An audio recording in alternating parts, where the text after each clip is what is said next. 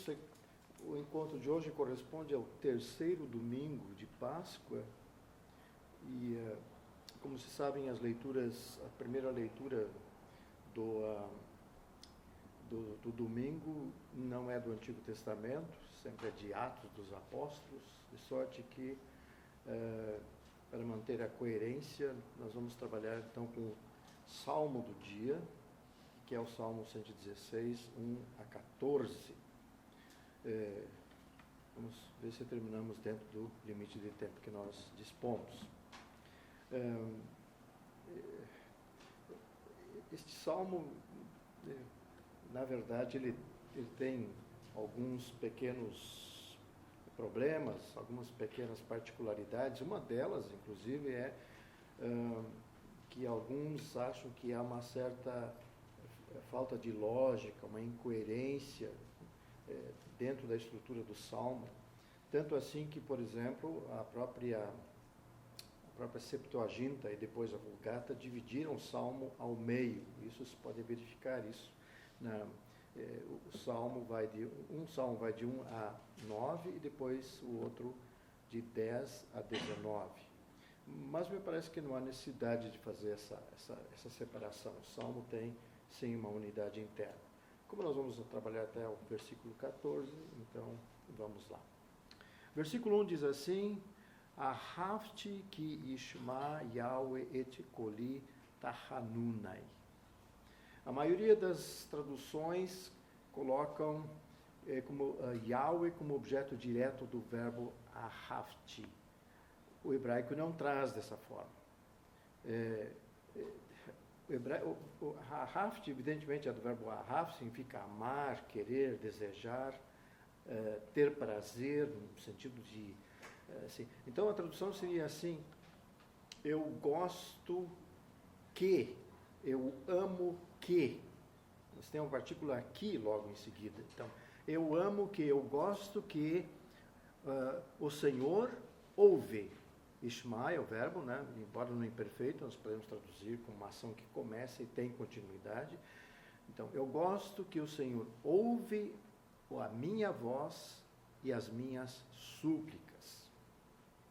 Versículo 2: Ki-hita osno li obeyamai ekra. Porque, dá a razão, a continuidade, né? Que hita é o verbo, primeiro nun, então o verbo vem do verbo natá. Natá significa inclinar.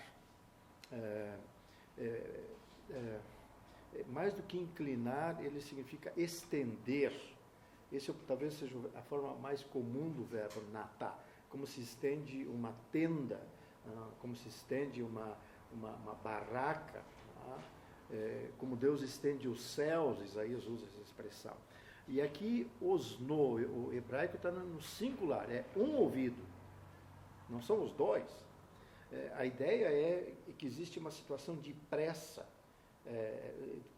que está dentro do salmo. Então, parece que o Senhor está passando depressa, indo assim, de repente ele inclina um dos seus ouvidos para atender ao salmista, porque ele não merece esta deferência de Yahweh. Porque, então, estendeu o seu ouvido para mim. Então, nos meus dias, beyamai, né, nos meus dias eu o clamarei para ele ou o invocarei. Versículo 3: Afafuni hevlei mavet. O verbo é afaf,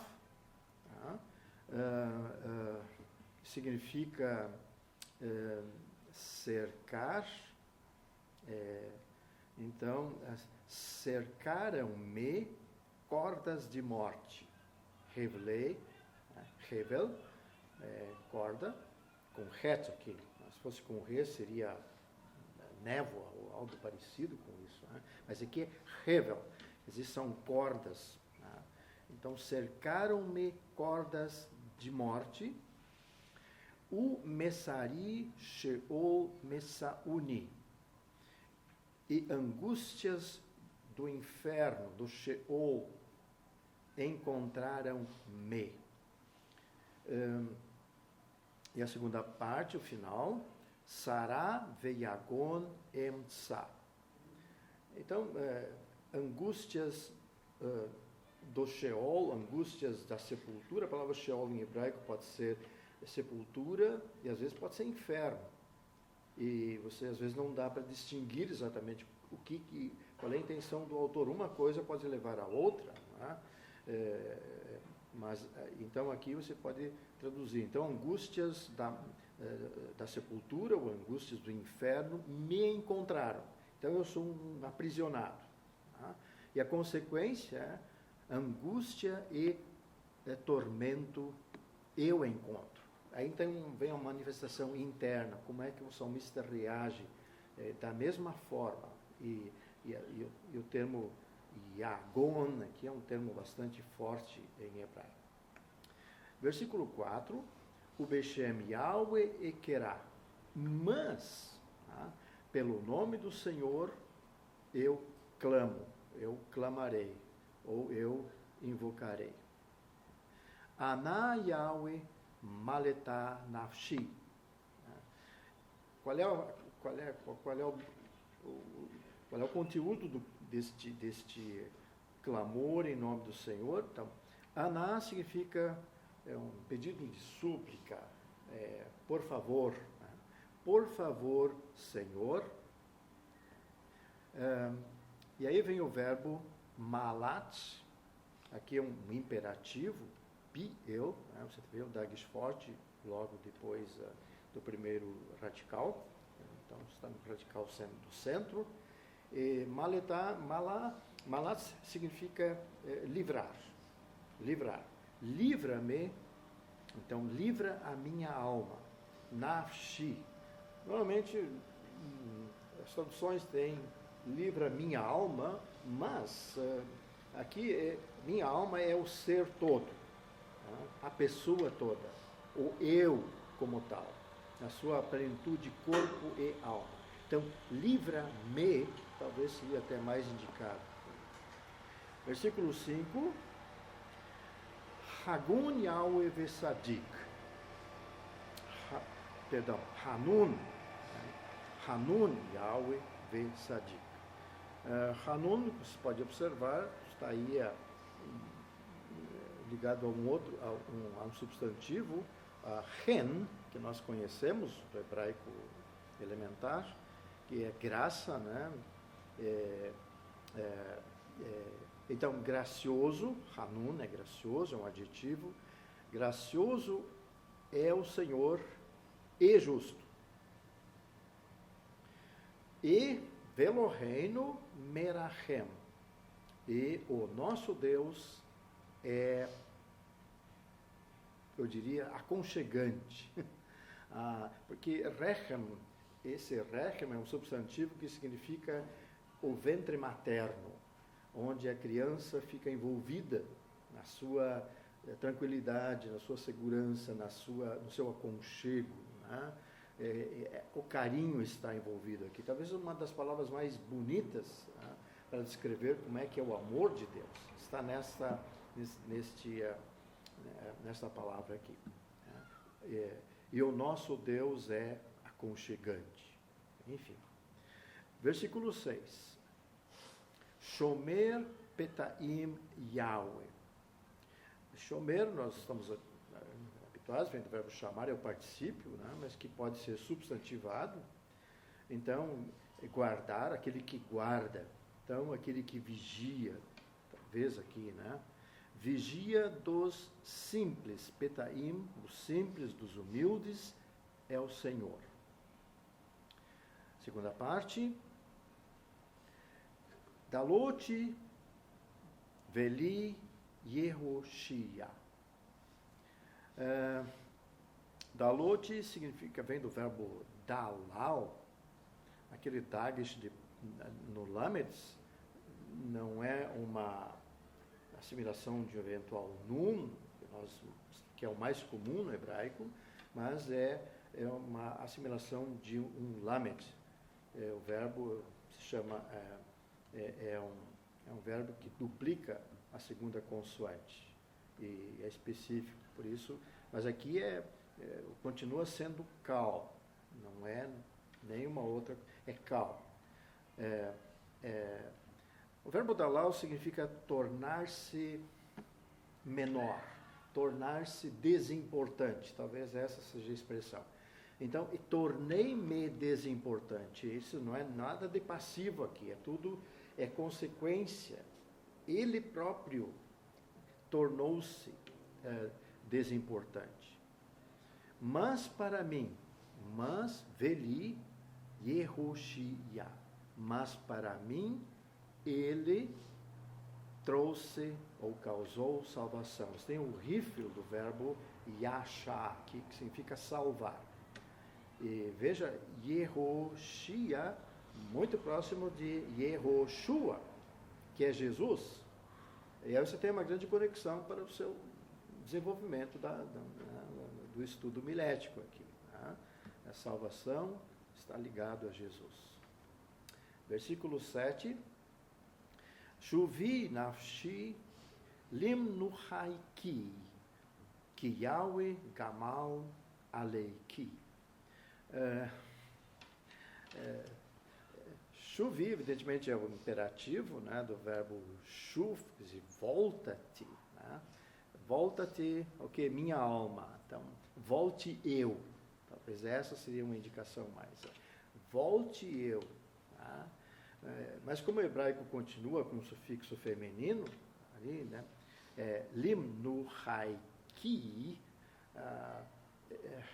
manuach é o substantivo em hebraico, e tem aquele ki no final, é um sufixo feminino arcaico, muito raro em hebraico. Nós conhecemos como ek, né, ou aik, forma feminina. Aqui você tem iki, mas é assim. Então, volta minha alma, para ficar no texto, para os teus descansos. O verbo, o substantivo do hebraico está no plural. Essa palavra menuha, em hebraico, ela normalmente está conectada com um descanso relacionado a Deus. Não é qualquer descanso, é um descanso que vincula a Deus. Talvez o exemplo clássico que você tem é o Salmo 23, né? Leva-me para junto das águas de descanso. Essa é a palavra que aparece lá. E nós sabemos que o contexto tem a ver com Deus ali. Tá? Final, na segunda parte do versículo 7, é porque o Senhor gamal. Porque gamal significa fazer bem. Aí você tem a palavra Gamaliel, aquele personagem bíblico do Novo Testamento, né, com relação com Paulo. Gamaliel. Então, o Senhor, ou então Deus, fez bem para mim. Esse é o sentido de Gamaliel. Tá? Está ligado a esse verbo aqui. Aqui então, porque o Senhor fez bem para ti. Ti aqui porque está falando de alma ali, né? Então, fez bem para mim. Versículo 8. Que hilasta nafshi mimavet. Porque, e aí vem o verbo halas. Halas significa libertar. E você tem aqui um piel. Libertar e intensifica o sentido de libertar. Porque libertas realmente. Halas. Halas é uma palavra muito, muito, muito forte. Nas escavações arqueológicas, quando se leva um grupo de árabes para trabalhar, então eles começam a trabalhar-se de manhã e terminam ao meio-dia normalmente. Então, quando chega ao meio-dia, todo mundo fica olhando, esperando o que vai acontecer, porque o supervisor tem que dizer halas. E halas significa liberdade, ou seja, fim, terminou o serviço pesado de escavar, né? Vamos para casa. Esse é o sentido aqui. Tá? Halas significa libertar de todo esse aprisionamento em que o salmista está, tanto por uma pressão externa como uma própria pressão interna que ele sente. Então, porque libertaste a minha alma da morte, et einei min dim'a, os meus olhos da lágrima, o hebraico está no singular, et ragli mi dehi, o meu pé, está no singular aqui, o meu pé da queda. Dehi é queda, é tropeço, é um passo em falso, é algo inesperado. Né? Essa palavra só aparece aqui, aparece mais ou menos no Salmo 56, são os dois únicos lugares que e nessa mesma relação. Então aqui, se você olha essa descrição, e fala de uma liberdade não apenas de algo externo, mas de perigos que estão à frente. Tá? Perigos que podem vir para surpreender. Então é um Deus que está na vida do salmista, no seu passado, no seu presente e se estende para o futuro. Versículo 9. Ethalek lifnei Yahweh. Andarei, o verbo está aqui no hitpael, né? O verbo é halak. Então, esse et é da primeira pessoa, então é o prefixo, né? Hitpael, aqui está no imperfeito. Então, andarei diante do Senhor. E agora, uma outra palavra interessante, be'atzot achaim. O hebraico tem plural aqui, nas terras dos que vivem. Não é na terra, é nas terras dos que vivem. Nas terras dos viventes, daqueles que têm vida. Isso pode ser um sentido puramente físico, né, natural, como está se falando da terra prometida. É uma perspectiva escatológica, pode estar implícito quando ele usa terras no plural aqui. Tá? E há algumas razões para se pensar dessa forma, vamos ver mais adiante. Bom, aí você tem o encerramento dessa primeira parte, em que a Septuaginta e a Vulgata separam o Salmo. A Septuaginta, inclusive, você pode olhar em nota de rodapé lá embaixo, né? Tem essa indicação.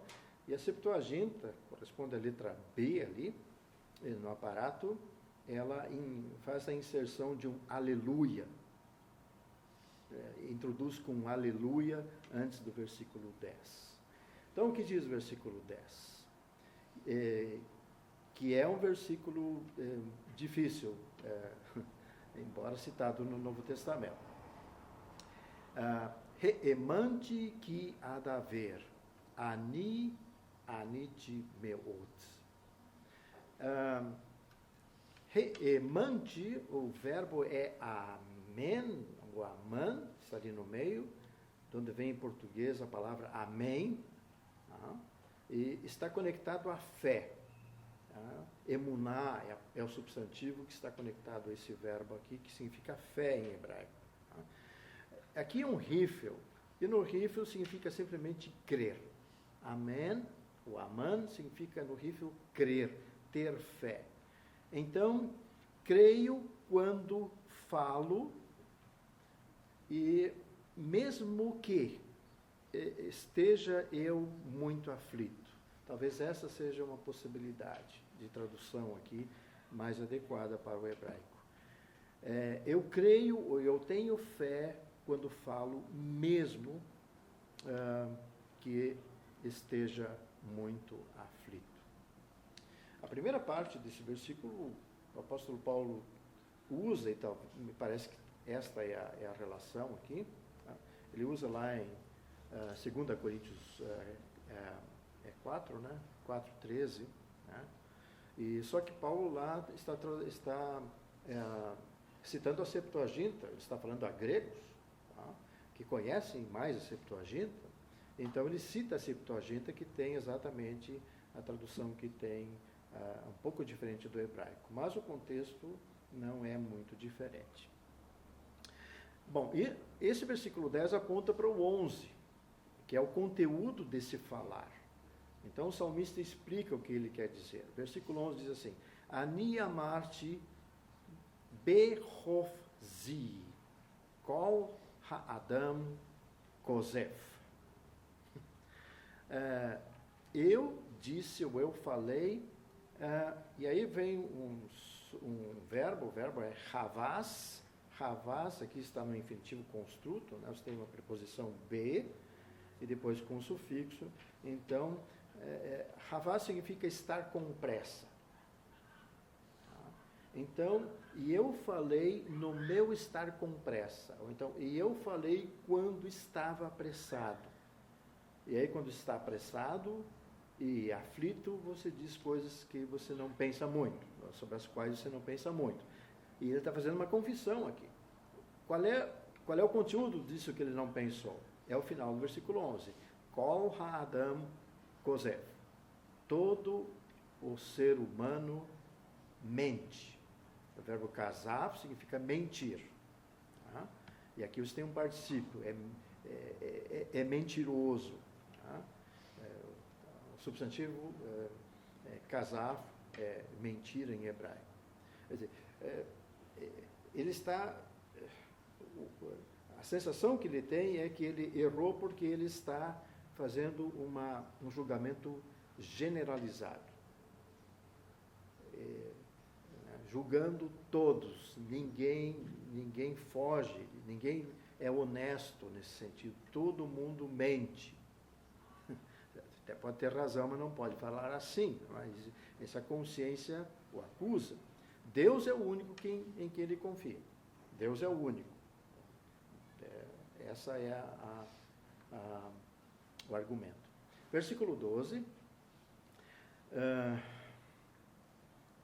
Ma ashiv la Yahweh kol takmulohi alai. O que darei de volta, o verbo é shuv, aqui está no Rifel, né? O que retribuirei para o Senhor?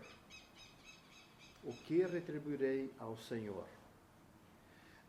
Por toda essa palavra aqui, takmulohi, não é takmuloti, não é um tal no final, porque daí seria fácil. Tá? Mas veja, é um re. Essa palavra, na verdade, é uma palavra, não é hebraica. Pode ver isso pela extensão dela, é uma palavra aramaica. Isso mostra que o salmista é do contexto lá do período do exílio, em que o aramaico, talvez, ou pelo menos a partir do oitavo século, é uma palavra aramaica que está inserida aqui. Gamal, nós já vimos lá no versículo 7, lá em cima, né, de onde vem Gamaliel. Então, aqui o substantivo significa todas as coisas boas. Por todas as coisas boas sobre mim, ou para mim. Versículo 13. Kos Yeshuot Esa, Ubeshem Yahweh Ekra. Kos cálice, é a palavra que normalmente se utiliza, embora kos seja um pouco mais neutro, pode ser qualquer instrumento assim para se colocar um conteúdo, mas normalmente é traduzido por cálice. Então, o cálice das salvações. Olha o plural aqui, não é Yeshua, mas Yeshuot. E assim como tem lá em cima, apareceu terras no plural, aqui salvações.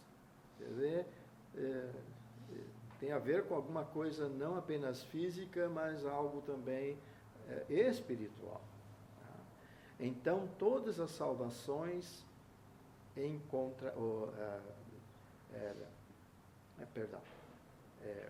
o cálice de todas as salvações levantarei. Levantar o cálice é um gesto simbólico de brinde, não é? Assim, saudação, enfim, uma figura de linguagem muito interessante. Não é?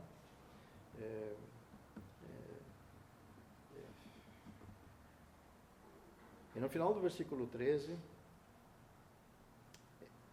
e pelo nome do Senhor eu clamarei, ou eu proclamarei, ou eu anunciarei.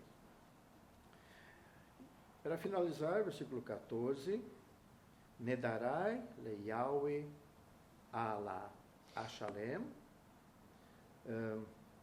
os meus votos ao Senhor eu cumprirei. Shalem, esse é o verbo, aqui está no pi'eu, um dagues forte na letra média, então significa cumprir, levar à plenitude. Não sabemos bem quais são estes votos de que fala o salmista aqui, mas o que nós sabemos é que no Antigo Testamento Deus não exige nenhum voto de ninguém. Todos os votos são livres, são voluntários. Só que na medida em que você faz um voto, então Deus espera que você cumpra. Então esse é o sentido dos votos, né? Eu sempre chamo a atenção que cuidado com os votos que você faz, né? Deus espera que você cumpra, né? Esse está às vezes um problema que nós temos na nossa vida, né? Não só na vida com relação a Deus, na relação com o plano horizontal, né? Final do versículo 14, segunda parte, Negdana lekol amor. Então, diante, diante, pois, né, é uma interjeição, diante eu espero, algo parecido com isso, de todo o povo. Então, esses votos que vão ser cumpridos, eles serão tornados públicos, para que todos vejam. O que isso significa não sabemos, mas talvez esteja ligado, inclusive, com a própria proclamação do nome de Yahweh que aparece no versículo anterior. Então, tem alguma coisa ligada à missiologia.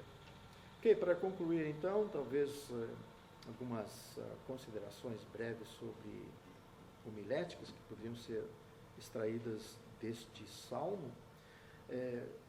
O domingo, que é o terceiro domingo da Páscoa, é o domingo que também liturgicamente é denominado Misericórdias Domini, as misericórdias do Senhor. E talvez esse até poderia ser o tema para um sermão, se você pregar sobre o Salmo 116. E aí o destaque são vários aí que podem ser feitos, não é? Em primeiro lugar, tem que ver que é um salmo de ação de graças. Não é? Há um louvor básico por detrás de todo o salmo. Não é? Aparentemente de um indivíduo, mas que pode ser extensivo a toda uma congregação, uma comunidade do povo de Deus. Um segundo aspecto, uma palavra forte que aparece aí é a libertação. É a liberdade da morte, né? É a liberdade da queda, com várias facetas que são descritas no Salmo que podem ser explorados aqui. E isso, evidentemente, leva ao tema da Páscoa, né? Essa liberdade das cordas da morte, quer dizer, que somos libertos porque Cristo nos libertou. E aponta para onde? Aponta para a salvação, ou mais especificamente, explorar isso, a questão salvações, tá? Não só horizontal, mas especialmente a salvação espiritual. E aí você conecta com Jesus, que aí está no versículo 6. E talvez para concluir, terminar com a celebração do nome do Senhor. Enfim, este é o que deve ser evidente em toda a mensagem, né? E também publicamente, como diz o último versículo lá, né? Por causa da misericórdia de Deus, do aconchego de Deus, da sua graça, enfim, e do seu acolhimento. Então, um salmo que pode levar a uma boa e bela meditação. Ok, obrigado.